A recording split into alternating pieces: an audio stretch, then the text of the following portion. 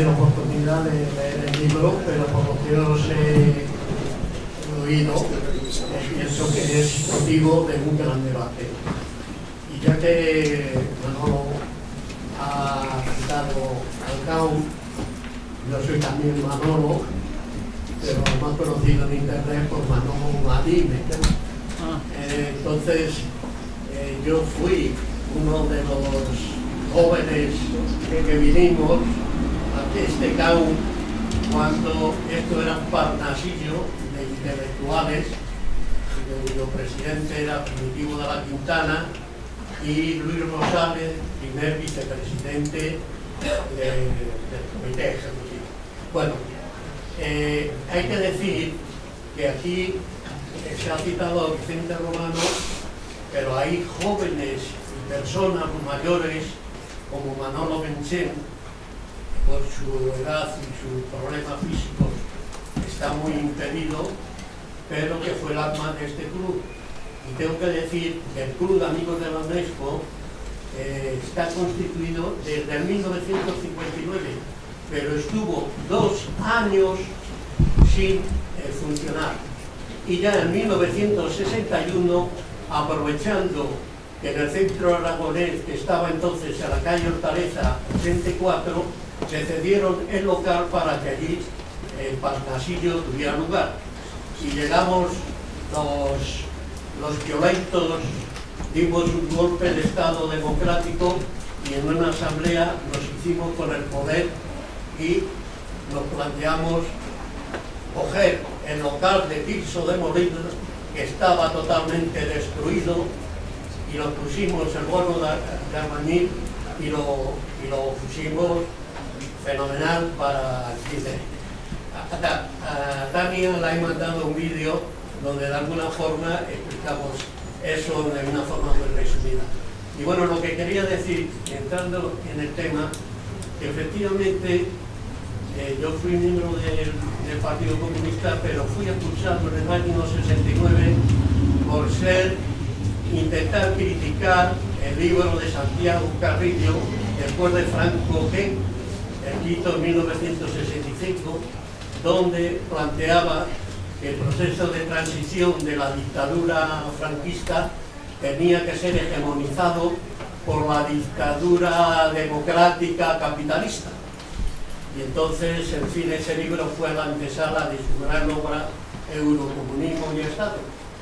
Y bueno, en fin, eso, pues la transición sin ruptura y una explicación correcta de esa transición es lo que nos ha llevado a esto, porque la democracia no nos vino la dictadura democrática del capitalismo. Y es evidente que lo es democrática para los capitalistas, pero es una dictadura para los que se mueren de hambre, los que pierden el trabajo, los que les echan a la calle. Eso es una dictadura para esa gente. Y yo me he adherido a Podemos San Martín porque veo que tanto el compañero Íñigo como Pablo pues han demostrado saber tener un proyecto estratégico y táctico para, desde la realidad que nos toca vivir, intentar llegar a que nos acabemos por la casta y el proletariado organizado como clase dominante sea el nuevo poder. Y perdonad mi rollo. Gracias, Manolo, perdona. Voy a pedir ahí un poquito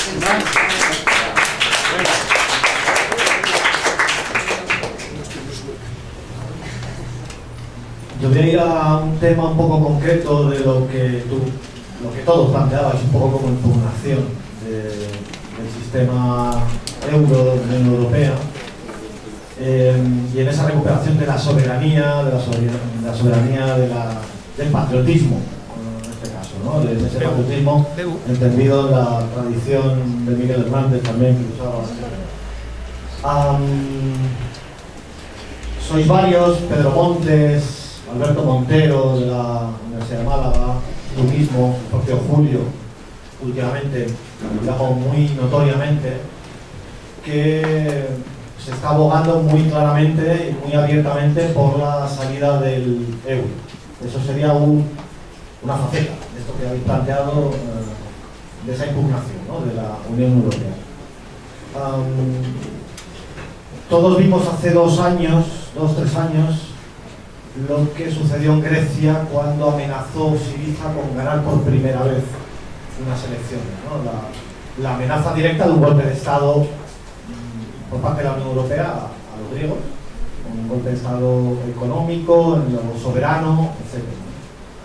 Es decir, aquí vamos a, en el momento en que se vaya, digamos, acumulando en ese proceso de acumulación de fuerzas, ya sea en un modelo multiorganizacional, como pueda ser Izquierda Unida, Podemos, más, etcétera, o en otro modelo que pudiera surgir, en ese proceso de acumulación de fuerzas, de impugnación y por tanto de implantación o de querer desarrollar políticas que al final sean una confrontación a la moneda del euro, ya sea por la vía directa de plantear la salida del euro en un programa electoral, o ya sea por la vía que plantea, por ejemplo, Podemos o otras organizaciones, es nosotros no hablamos de irnos del euro, sino de que nos echen.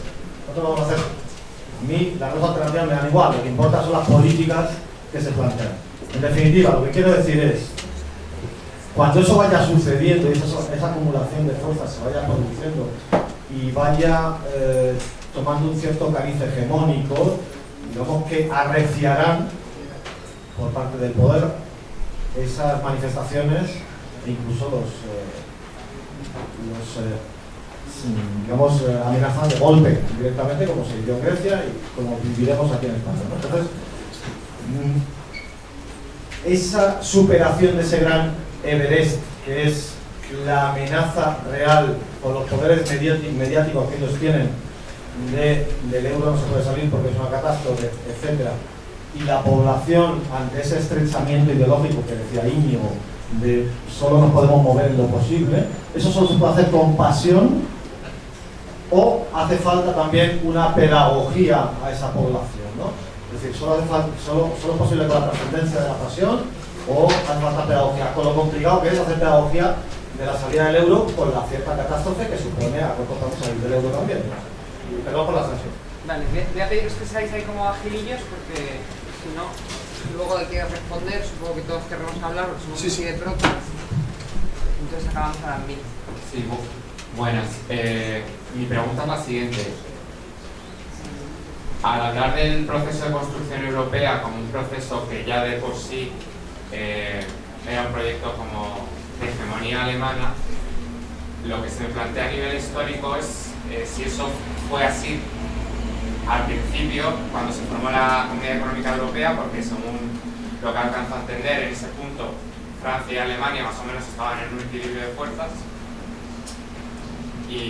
o si fue más bien a raíz de la caída del muro de Berlín, cuando se reunificó Alemania, cuando Alemania pasó a ser el país más poblado de todos los europeos, etc. Pero, o sea, mi pregunta sería, ¿fue desde el inicio el proyecto de la Unión Europea un proyecto hegemónico alemán, o fue a raíz de la caída del muro de Berlín cuando los alemanes vieron una oportunidad de convertirse en la potencia hegemónica?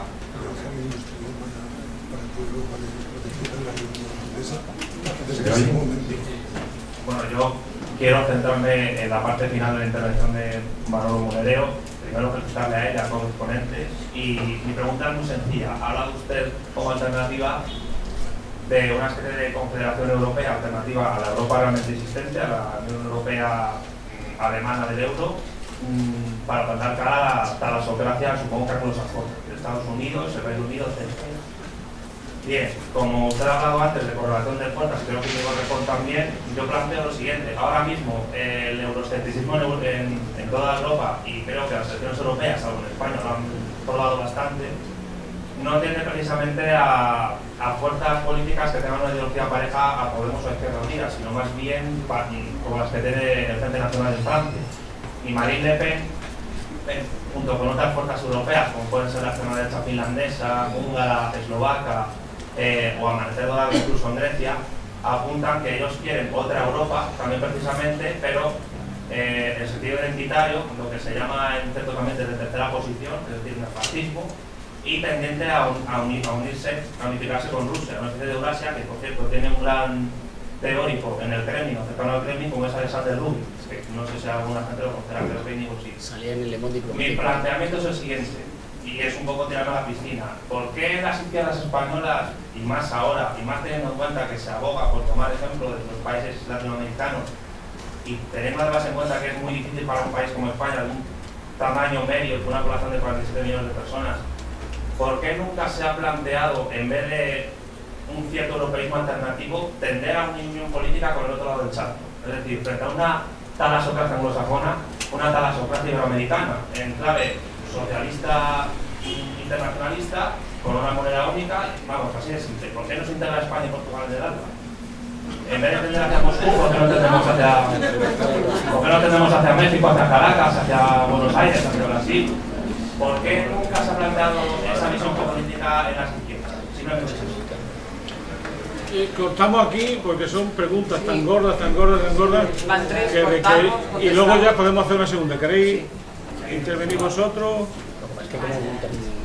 Bueno, intervengamos todos, pero bueno, yo no, pero lo que hacéis es, yo me lanzo y si queréis me puntualicéis y así lo hacemos más democráticamente.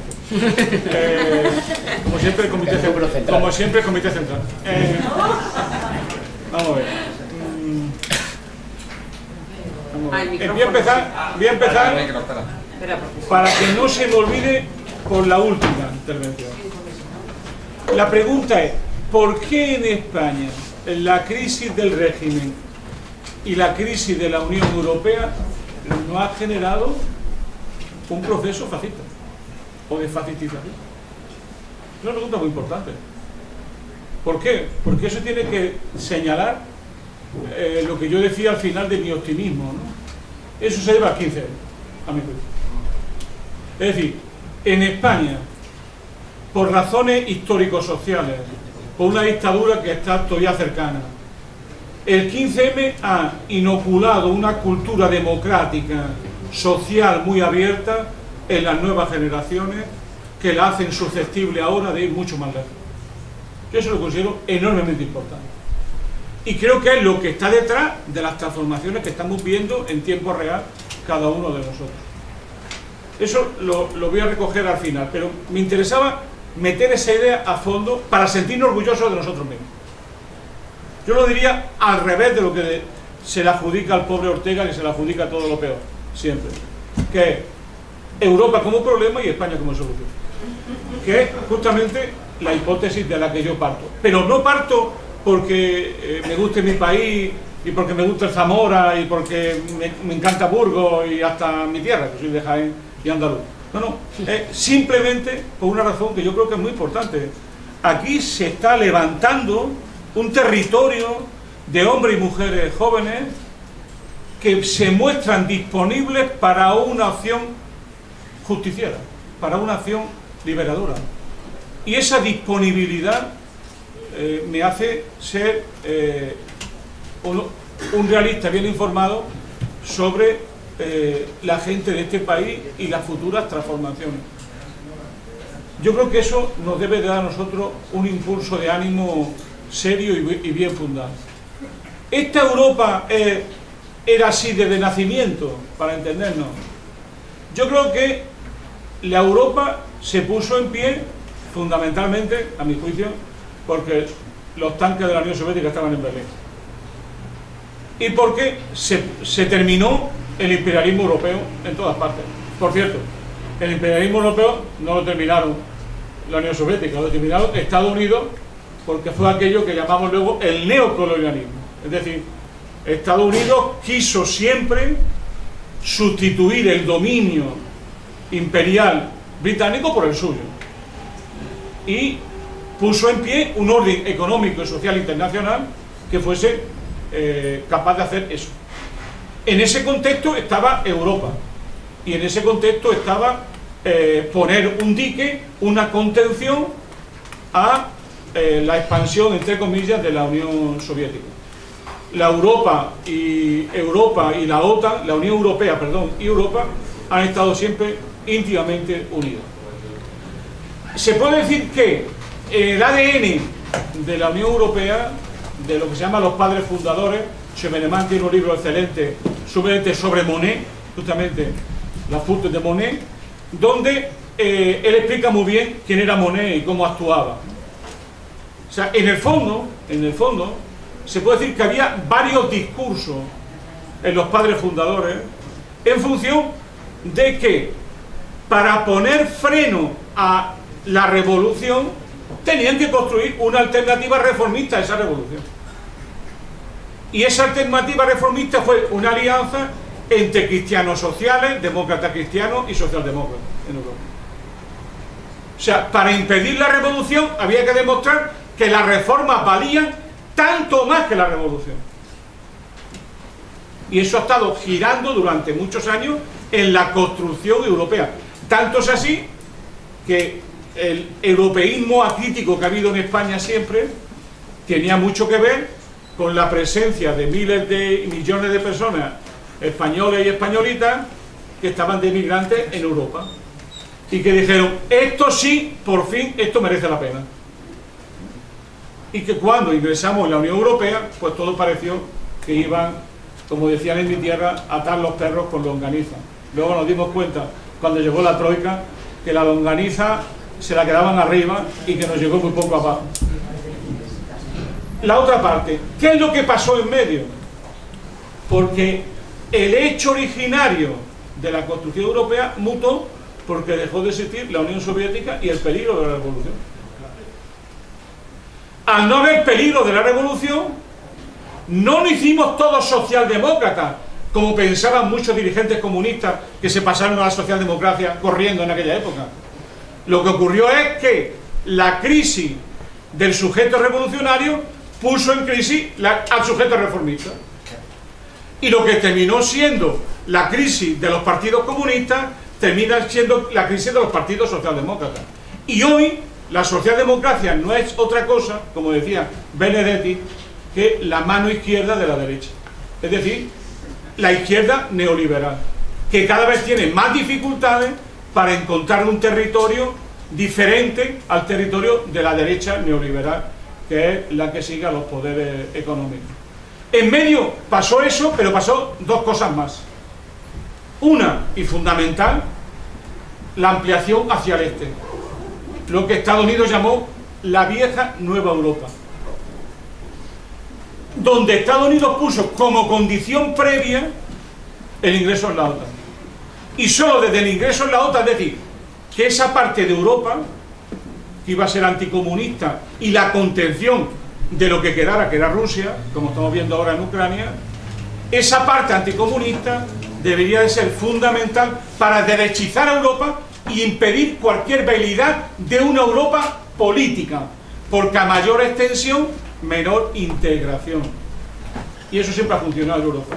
Se amplió hacia el este y además se amplió haciendo prácticamente ingobernable una Europa de 28 estados. Es prácticamente ingobernable porque tiene tres periferias esa Europa. Tiene la periferia del norte del norte de África, que es la periferia externa geopolítica. Tiene una periferia interna de la Unión, que es los países del sur, y tiene una periferia interna que no está en el euro, que es la Europa del Este, que está configurándose como un proyecto neocolonial bajo mando alemán fundamentalmente. Si ustedes se fijan bien, la clave de esa operación es unificar 4 grandes estados de contención a Rusia, que es Francia, Alemania, Polonia y Ucrania, que siempre ha estado en ese papel geopolítico fundamental para quitarle el peso de lo que fue la segunda nación de la antigua URSS, que fue siempre Ucrania. ¿Y el otro dato cuál fue? El otro dato fue la unificación alemana. ¿Cómo surge el euro? Y voy ya al euro. Pues el euro surge, eso Loretta Napoleoni, en un libro espléndido que se llama Democracia en Venta, lo explica muy bien, surge ante el gran problema de la unificación alemana. ¿Qué hizo Felipe González? Sentarse con Kohl y dice, ¿cuánto me da por la unificación? Y dijo, Kohl, te voy a dar fondos estructurales. Pues dije, encantado, viva la gran Alemania, sin problema más. Era porque Felipe siempre ha sido un trilero, como ahora. Entonces no tenía ninguna dificultad. El otro problema, ¿cuál era? Se unifica Alemania y llegan los franceses, estaban Mitterrand, y plantea, ¡oh! aquello que decía el divino Andreotti: me amo tanto a Alemania que prefiero callado. Entonces, desde ese punto de vista, dijo, ¿cómo conseguimos nosotros evitar en esta Europa nueva que vuelva a surgir la cuestión alemana? Amarrándolo con el euro. Pero los amarradores quedaron amarrados. ¿Por qué? Porque dijo Alemania, sí, Alemania no tenía muy claro el euro. El Bundesbank estuvo en contra del euro, por lo que voy a decir yo ahora. Pero dijeron, si no nos queda otra que el euro para que aceptéis la reunificación, y lo que va a costarnos la reunificación, que según Fox ha costado como 2 billones de euros la reunificación alemana, al erario alemán. Entonces, ¿qué dijo Alemania? Bueno, hacemos el euro, que va a ser mi marco para toda Europa. No mi marco del cuadro, sino mi marco alemán, que lo voy a convertir en la moneda de todos los demás.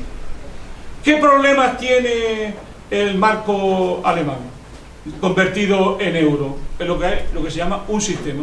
Han creado un sistema.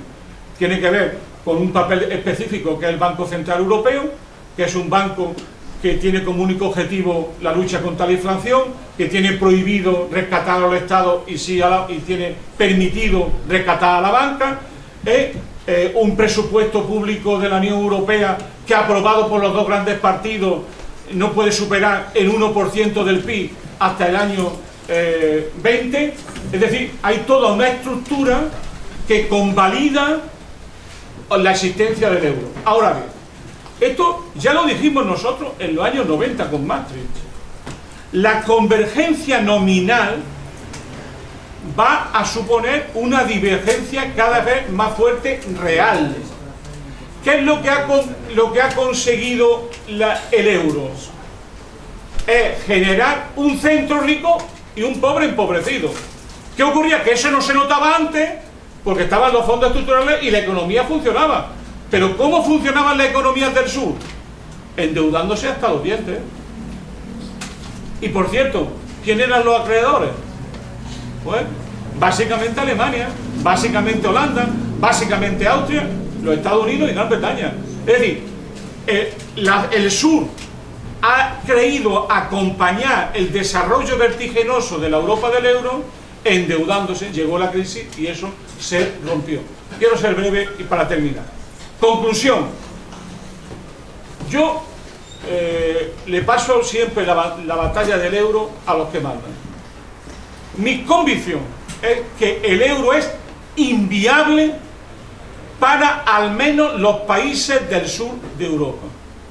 Y tarde o temprano se entenderá que es inviable. Es decir, otra nueva crisis, cualquier otra fórmula, se demostrará que es inviable. Es decir, que hay una relación asimétrica de dependencia entre el norte y el sur que nos llevará a economías centrales europeas cada vez más exportadoras de mercancías, cada vez más acreedoras para poder financiar la propia exportación, y economías del sur cada vez más subdesarrolladas, importadoras y especializadas en una serie de ítems que no los van a hacer nunca economía social y económicamente y ecológicamente viable. Desde ese punto de vista, el euro seguirá siendo un problema, nos guste o no, queramos embridarlo o no. Ahora bien, la reivindicación hoy de la izquierda, del movimiento democrático y popular, debe de ser en el frontispicio la salida del euro. Yo eso lo discutiría. Yo no tengo problema, yo creo que sí, pero entiendo muy bien que otros digan que no. ¿Dónde voy yo? A lo siguiente. ¿Cuál va a ser el problema de Syriza? No nos engañemos. El día que diga Syriza, quiero reestructurar la deuda, se acabó de llegar a financiación externa. El día que diga Syriza que quiere cambiar los tratados fundamentales, los dos que se han aprobado en el 2012, que es el Tratado de Estabilidad y Gobernanza y el tratado por el que se establece el mecanismo único, eso me lo he estudiado sistemáticamente, con tal que alguien diga que no estoy de acuerdo, se pone enfrente al organismo de la Unión Europea y especialmente a Alemania. ¿Qué quiero decir con eso? Que tarde o temprano lo que tiras por la ventana te entra por la puerta. Es decir, si aquí lo que es que queremos como estrategia fina, que no es muy fina, dicho sea de paso, que nos eche antes de que nos vayamos, bueno, yo estoy dispuesto a discutirlo, la táctica, no tengo ningún problema en eso. Lo que estoy convencido es que cualquier alternativa pasa por cuestionar las reglas que hoy gobiernan la Unión Europea, monetaria, económica y financiera. ¿Y cómo hacer viable eso? Es aquí donde yo creo que hay dos temas interesantes que lo dejo aquí para otro debate en otro futuro libro. Uno es la cuestión de cómo salimos del euro colectivamente, y otro es los países del sur. A mi juicio, la salida más inteligente sería una salida concertada, racional y racionalizada de algunos países de la Unión Europea del euro, porque no van a poder estar en él. Frederick Gordon ha llegado a decir, bueno, echamos toda Alemania y nos quedamos sin Alemania y ya verás cómo funciona la Unión Europea. Pero me da la sensación que Alemania no lo quiere. Entonces, desde ese punto de vista, esa salida sería una salida posible y bastante pacífica, donde además podríamos tener, tanto los autores que yo he citado antes franceses como el mismo Cheveneman lo plantea, lo que ellos llaman una moneda común que es diferente a una moneda única. Para entendernos, podríamos tener de moneda externa el ECU que tuvimos, y mientras tener nuestras propias monedas y poder devaluar razonablemente cuando llegan los choques asimétricos que tiene la zona no óptima monetaria, como es la zona europea, que es una zona no óptima monetaria. Entonces, desde eso nos permitiría devaluar. Eso sería la salida más racional, lo que sería mucho más... Eso no tendría prácticamente coste si se hace por consenso de todos los países. Tendría muy pocos costes en general para el bolsillo de las personas normales. Hay otro camino que es mucho más difícil, que es o que te echen o que te desconecten, que sería la otra cara radical de la moneda. Eso no sé cómo lo podríamos, al final se puede discutir cómo le meteríamos mano a eso. Pero lo que no me cabe ninguna duda es que estamos en perfectas condiciones para hacer una gran alianza del sur, que es donde viene la cuestión de los países latinoamericanos.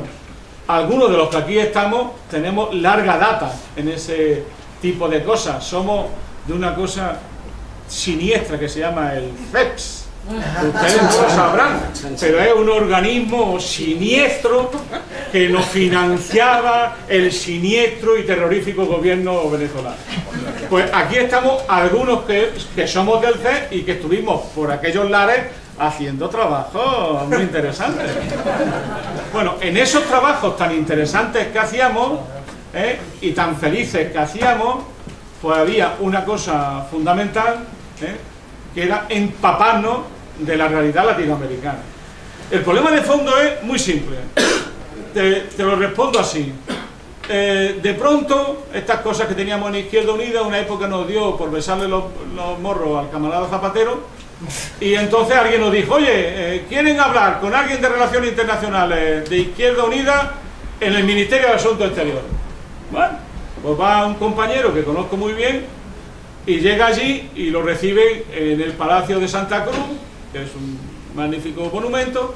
Está allí un rato y no se entera de nada de lo que le está diciendo el otro, que era un director general, muy director general. Entonces, me imagino que tendría que estar grabándolo, como era natural, porque solamente graban los buenos, los malos no grabamos. Entonces, pues lo invita a tomar un café fuera del Palacio de Santa Cruz. Y tomando el café, le dice este director general de un gobierno socialdemócrata con el que teníamos relaciones íntimas, no sé hasta dónde llegamos, pues lo que nos dijo fue, ustedes nunca serán nada en América Latina. Pero este compañero, que es un compañero bueno, dijo, pero ¿cómo que no vamos a ser nada en América Latina? Si nosotros estamos defendiendo los derechos humanos, las libertades, la liberación de los pueblos. Dije, es que eso no son los intereses de España en América Latina. Los intereses de España en América Latina es el BBVA. Los intereses de España en América Latina es Iberdrola. Los intereses de España son nuestras multinacionales. Es decir, eso es los prisaicos. Eso es lo que hay en América Latina y por lo que tenemos muchas dificultades. Es decir, ¿y por qué los gobiernos españoles se llevan tan bien con Estados Unidos, también América Latina? Porque una parte importantísima de la sobreexplotación de América Latina la hacen empresas españolas. No olvidemos que empresas como el BBVA o el Santander, ya la mayoría de sus beneficios vienen de América Latina, no vienen de España. Si se hubiesen radicado solo en España, a lo mejor hubiesen entrado en quiebra en esta última crisis. ¿Y cómo lo han superado? Porque el BBVA gana más en México que en España. Por lo tanto, claro que sí, yo estoy de acuerdo. Un gobierno soberano, un gobierno republicano, un gobierno que tenga una política internacional de unidad y alternativa, claro que puede y debe tener relaciones fraternales con los países latinoamericanos. La desean ardientemente. Aquí hay compañeros que lo hemos vivido, cómo desean ardientemente tener buenas relaciones con nosotros y con los pueblos, y cómo le encantaría que el ALBA tuviera buenas relaciones con nosotros, que el Mercosur tuviera buenas relaciones con Europa. Lo que pasa es que cuando Europa va a negociar con esos países, no es como dicen muchos de nuestros europarlamentarios, el capitalismo bueno frente al capitalismo malo norteamericano. Es que somos en algunos sitios aún peores, como son los acuerdos últimos que se han firmado de partenariado entre Europa y América Latina. Resumo, yo creo, para terminar, ¿no?, hay que partir siempre del elemento nacional estatal, pero hay que partir de ese elemento nacional estatal como sedimento, como línea de resistencia, como línea de organización, pero teniendo una perspectiva internacionalista. Yo creo que esa es la clave en Europa y en América Latina. Es construir un Estado fuerte, democráticamente fuerte, que se apoye en las mayorías sociales, en una socialización de la economía integral y que se pueda permitir las posibilidades de negociar con otros países europeos y de negociar con los países latinoamericanos en lo que se llama un nuevo orden económico internacional más justo, democrático e igualitario. Es más, esa es la tendencia de fondo que está ocurriendo ahora.